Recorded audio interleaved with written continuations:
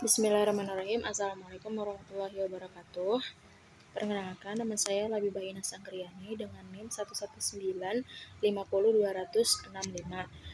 dari jurusan Bahasa dan Sastra Arab. Di sini saya ingin mempresentasikan analisis saya di mata kuliah Sastra Bandingan. Dan saya akan memakai teori Julia Kristeva. Dan saya akan membacakan puisi pertama, yaitu puisi bahasa Indonesia yang berjudul Pahlawan Tak Dikenal. Pahlawan tak dikenal. 10 tahun yang lalu dia terbaring, tetapi bukan tidur. Sebuah lubang peluru bundar di dadanya, senyum bekunya mau berkata, kita sedang perang. Kita tidak ingat bila mana dia datang. Kedua lengannya memeluk senapan. Dia tidak tahu untuk siapa dia datang. Kemudian dia terbaring, tapi bukan tidur, sayang. Wajah sunyi setengah mengadah menangkap sepi padang senja. Dunia tambah beku di tengah derap dan suara merdu. Dia masih sangat muda. Hari itu 10 November, hujan pun mulai turun.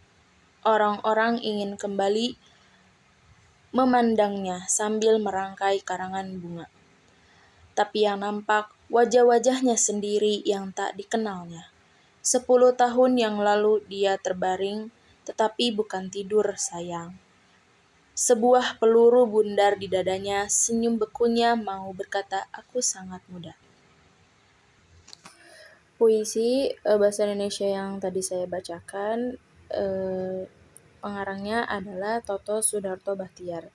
Toto Sudarto Bachtiar adalah seorang penyair dasawarsa 1950-an yang diperkenalkan pertama kali oleh H.B. Jassin dengan sajaknya yang berjudul Ibu Kota Senja. Toto Sudarto Bachtiar lahir di Palimanan, Cirebon 12 Oktober 1929. Dan Toto meninggal pada hari Selasa 9 Oktober 2007 di rumah salah seorang familinya di Cisaga, Ciamis, Jawa Barat. Toto meninggalkan seorang istri, seorang putri, serta 2 orang cucu. Pendidikan yang ditempuhnya HIS di Banjar, Ciamis, Sekolah Pertanian di Tasikmalaya, Mulo di Bandung, dan terakhir pernah kuliah di Fakultas Hukum UI, Jakarta. Selain dikenal sebagai penyair yang kuat pada tahun 1950-an, Toto dikenal sebagai penerjemah yang baik. Penguasaannya terhadap bahasa Belanda dan Inggris menjadi modalnya untuk berkenalan dengan sastra dunia yang kemudian ia terjemahkan. Karya terjemahannya antara lain Pelacur, yaitu drama Jean Paul Sartre 1954, Bayangan Memudar 1975, novel Breton de Niche yang diterjemahkan bersama Sugiyarta Sri Wibawa, Pertempuran Penghabisan 1976, novel Ernest Hemingway, dan Sanyasi 1979, drama Rabindranath Tagore. Selanjutnya saya akan membacakan puisi selanjutnya, yaitu puisi Arab yang berjudul Islam dan Turki. Bisayfika ya'lul haqqu wal haqqu aghlab wa yansaru dinullahi ayyana taghrib fa'addib bihil qawma taghata fa innahu la ni'mal murabbi lit-taghatil mu'addab idza ma sada'tal hadithati bihaddihi nakashafta dajid khatbi wanjaba ghaihab wahabal ida fihi khilafatakallati lahum ma'rabu fiha wallahi ma'rab sahirta wa matal muslimuna bighaidhatin wa ma yaza'ihun nawama wasahiru walla'ab. Pengarang puisi tersebut adalah Ahmad Syauqi. Ahmad Syauqi bin Ali bin Ahmad Syauqi merupakan nama lengkap dari sosok pengarang kitab syair yang sangat populer yang berjudul Diwan Asy-Syauqiyah. Beliau mengabdikan seluruh hidupnya pada syair, Selain itu, beliau terkenal dengan julukan Amir Syu'ara yang artinya pemimpin para pujangga. Beliau lahir di Kairo pada tahun 1868 dan wafat di Kairo juga. Seiring bertambah usianya, tumbuh menjadi penyair di Kairo.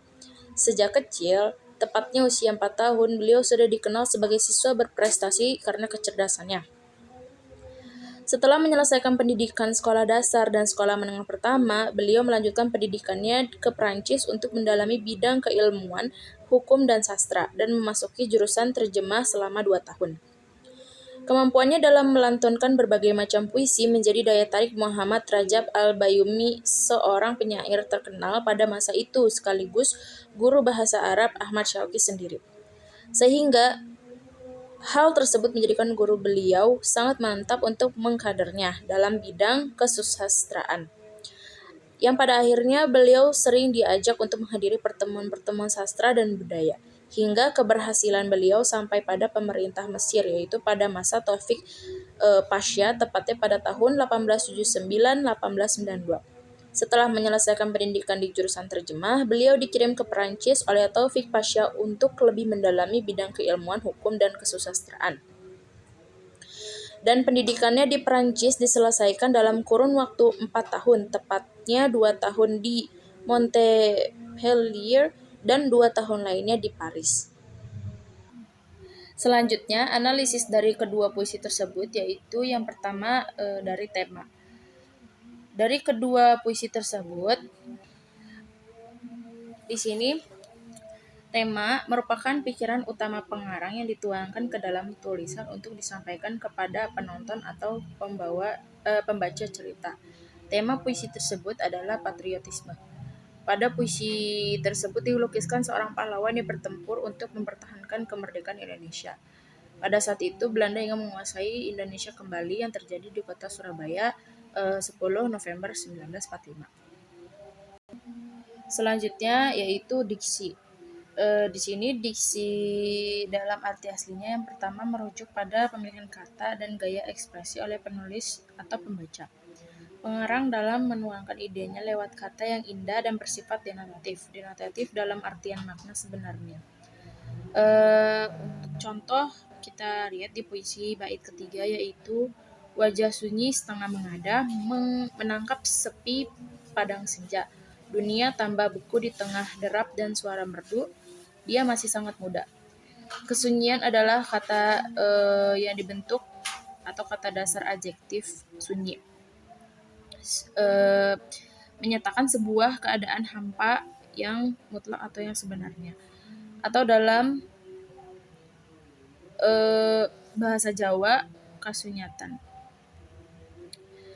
Derap pada puisi tersebut bermakna suara yang ditimbulkan dari para pelayat yang datang ke kuburannya.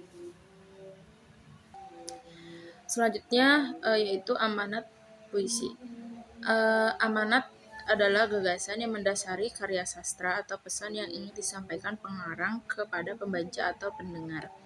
Amanat yang terdapat dalam puisi tersebut, kita sebagai generasi muda atau generasi penerus harus menghargai jasa pahlawan-pahlawan atau para khalifah. Dan genre dari kedua puisi tersebut, genre pertama yaitu puisi dan genre yang kedua tersebut juga puisi. Selanjutnya, perbedaan dari kedua puisi tersebut adalah perbedaan dari puisi pertama dan puisi kedua. Puisi pertama yaitu tentang bagaimana kisah atau perjuangan para pahlawan untuk tetap mempertahankan kemerdekaan Indonesia. Sedangkan puisi kedua yaitu penghormatan untuk Turki ketika mereka menang atas Yunani tahun 1896. Maka ia memberikan ucapan selamat kepada khalifah atas kemenangannya. Ia berpendapat bahwa kemenangan ini bukan suatu kegembiraan bagi khalifah semata, dan pujian untuk Allah tidak harus dari khalifah saja, karena itu merupakan kemenangan bagi kaum muslimin seluruhnya. Maka sudah selayaknya jika mereka semua kaum muslimin memuji Allah atas kemenangan ini.